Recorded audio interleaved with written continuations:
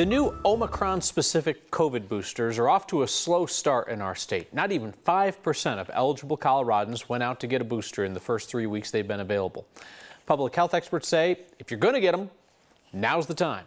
Here's 9 News reporter Jennifer Meckles.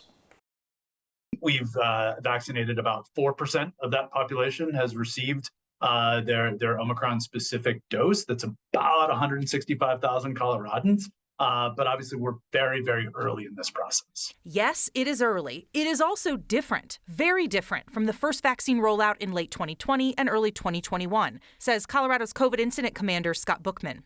Nothing is going to be like those early days, the very beginning of the vaccine campaign where we had 35,000 doses for 5 million people, right? I mean, we're not in that spot. This time, the state has ordered more than 129,000 Moderna Omicron doses and more than 558,000 Pfizer Omicron doses. It's pretty easy to find an appointment online, and the public attitude around COVID is different. We really have to fight that apathy that is certainly a part of this, the vaccine fatigue that has happened now 2 years into the pandemic. 9 News medical expert Dr. Pyle Coley says now is the time to move. And while you're at it, get that other vaccine doctors recommend for the season too. Flu shot now, COVID shot now. So now would be the perfect time to get one in each arm.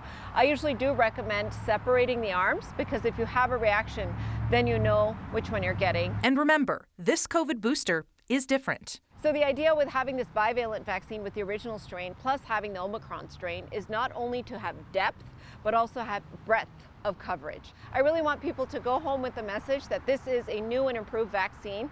I like to say this is the Tesla of vaccines. Before we had a Toyota, which worked really well, but this is a substantial upgrade. So how do you know which vaccine to pick? Dr. Coley said there are some differences in dose sizes between Moderna and Pfizer, but nothing substantial in terms of safety or efficacy. Either is fine, and it also does not matter which shot you had last. Kyle?